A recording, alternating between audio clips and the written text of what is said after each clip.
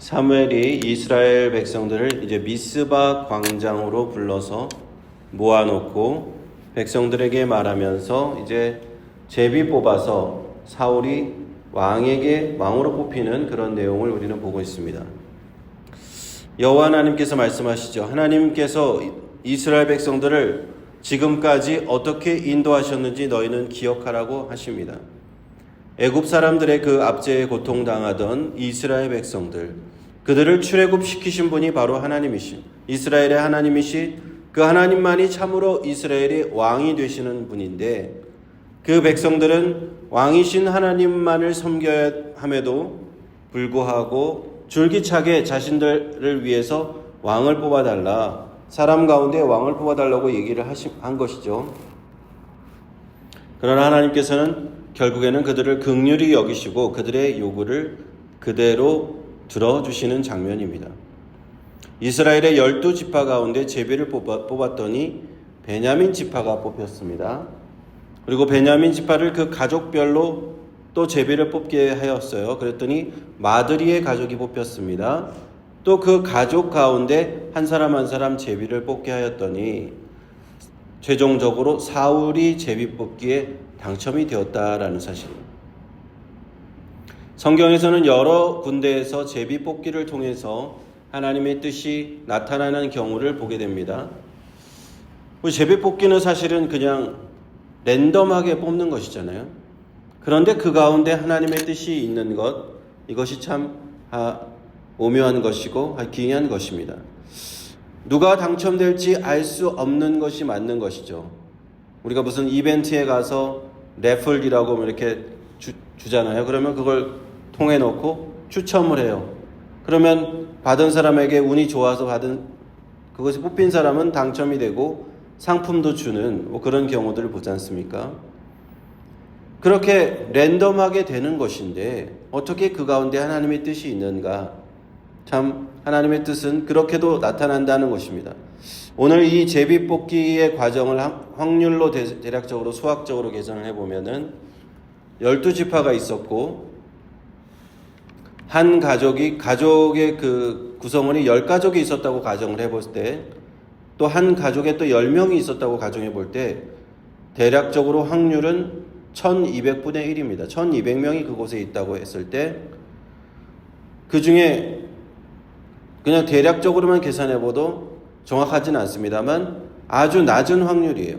그러나 이런 하나님의 역사는 이런 확률을 초월하시는 분이다라는 것을 우리는 알 수가 있어요. 하나님께서 뽑으실 사람이 사울이라고 정해 놓았다면 제비를 뽑아서 사울이 왕으로 당첨되는 것입니다. 사람의 관점에서는 이거 우연이 아닌가라고 생각하는 일이 있을지라도 하나님의 관점에서는 결코 우연이 아닌 줄로 믿습니다. 예수 믿고 하나님의 자녀가 된 우리에게는 결코 우리의 인생에 우연이라는 것은 없는 것이에요. 하나님이 우리의 인생에 세세하게 하나님의 손길과 섭리가 우리의 삶을 인도하시기 때문인 줄 믿습니다. 우리가 미국 땅에 살고 있는데 50개 주가 있잖아요. 50개 주에서 우리가 우연하게 뽑기를 해서 유타주에 살고 있는 걸까요? 우연하게 살고 있다고 말할 수도 있겠지만 아니죠. 하나님의 뜻이 우리의 삶 가운데 있다라고 생각하면 하나님이 나의 삶을 여기로 인도하셨다라고 생각할 수 있는 것입니다. 내가 하나님의 사역지를 찾아서 이렇게 기도할 때 하나님께서 인도하셨기 때문에 여기에 왔다. 하나님은 그렇게 우리의 삶을 인도하신다는 것입니다. 예수 그리스도 안에서 사는 하나님의 자녀에게는 모든 일이 그저 어쩌다가 그렇게 된 것이 아니라 하나님의 선한 뜻 안에서 모든 것이 이루어짐을 믿으시기를 축원합니다. 우연처럼 보이는 어떤 모든 순간도 사실은 하나님의 계획 안에 있다 하는 것입니다.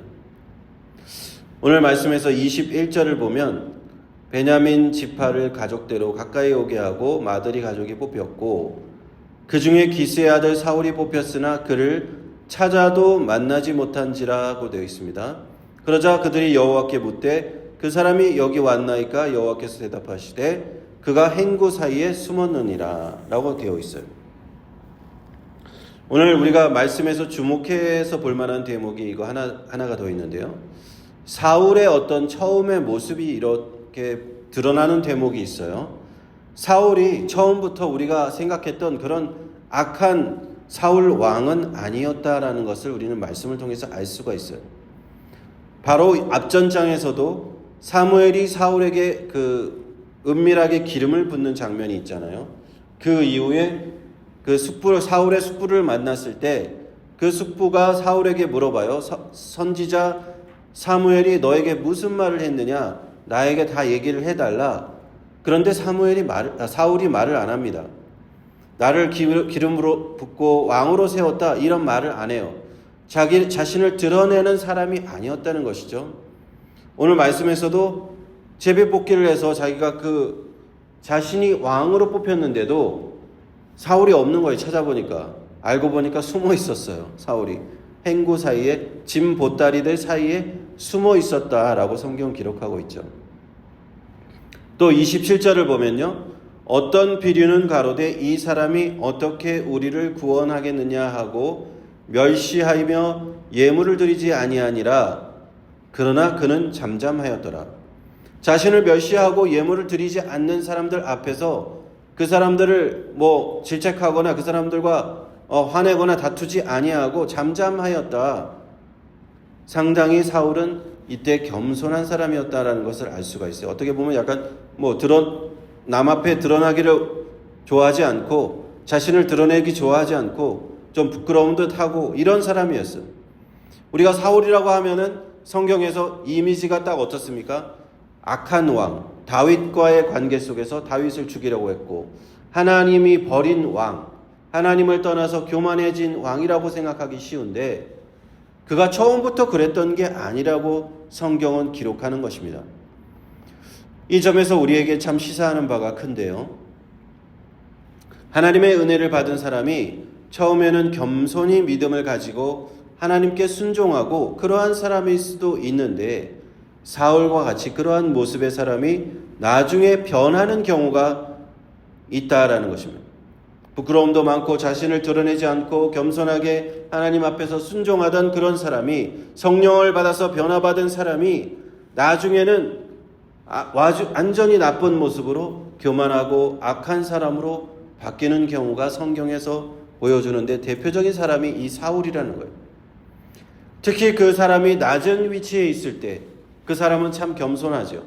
그런데 높은 위치에 올라가게 되면 사람이 변하는 경우가 많습니다. 어떤 높은 자리에 올라갔을 때 마음이 교만해지고 하나님 앞에서 신앙이 없어지고 그런 경우가 많이 보는 거예요. 우리 지금도 요즘에도 그런 일들은 많이 일어나고 있습니다. 이렇게 한때 겸손한 사람, 그런 하나님의 사람들이 교만해져서 하나님 앞에 타락하고 죄를 짓게 되는 그 원인이 무엇일까 한번 생각해 볼 수가 있어요.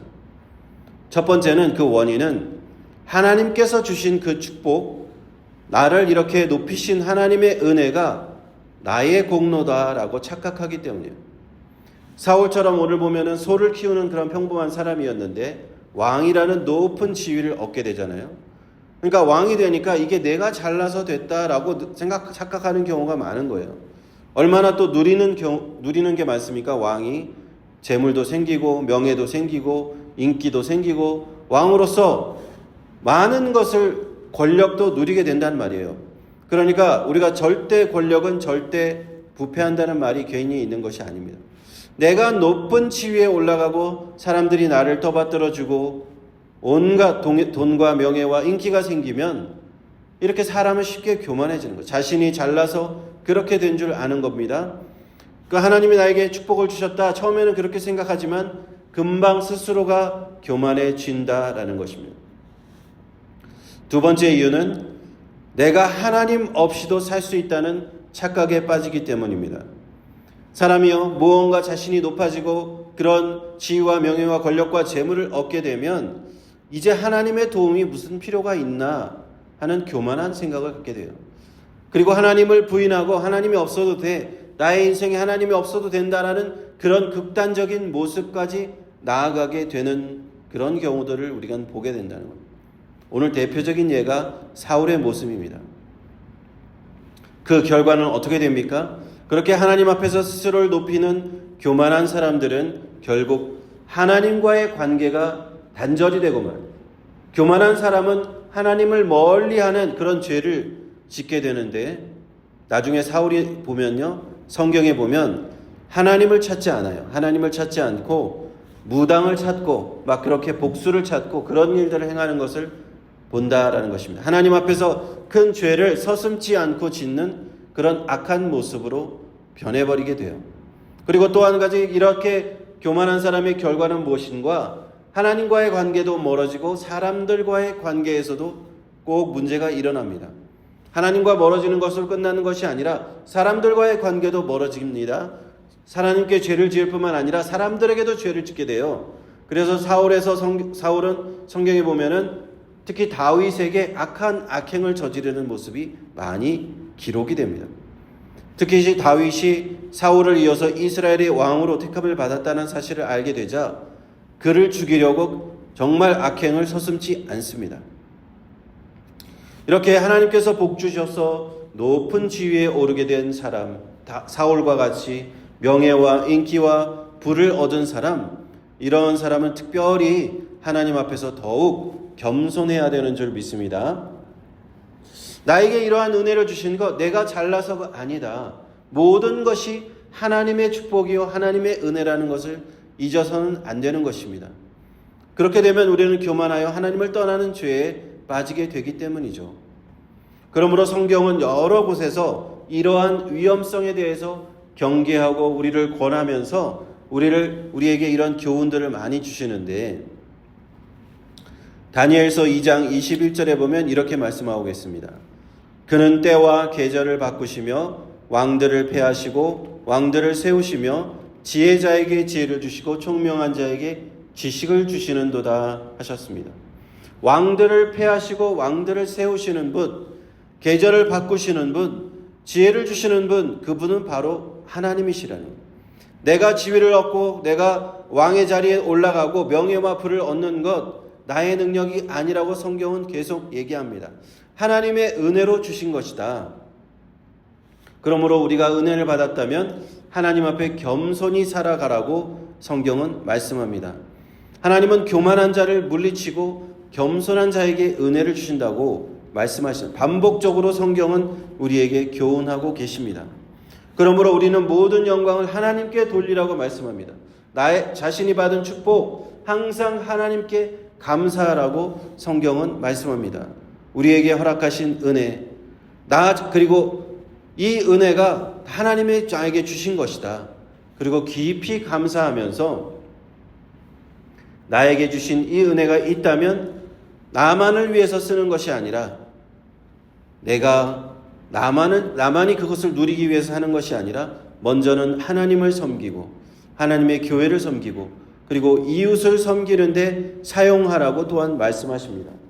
예수 그리스도의 제자로서 하나님이 나에게 은혜를 주셨다면 나는 그것을 하나님을 위해서 사용할 줄 알아야 돼요. 빛과 소금의 역할을 감당하라고 하셨잖아요. 내가 어떤 세상에서 높은 자리에 올라도 이것이 다 하나님께서 주신 은혜다. 하나님께서 주신 축복이다. 내게 주신 부와 명예와 권력과 모든 권세도 이것이 나 자신을 위한 어떤 영광을 위해서 쓰는 것이 아니라 하나님의 영광을 위해서 사용하라는 것이구나. 그런 우리 기독교인들이 얼마나 많은지 몰라요.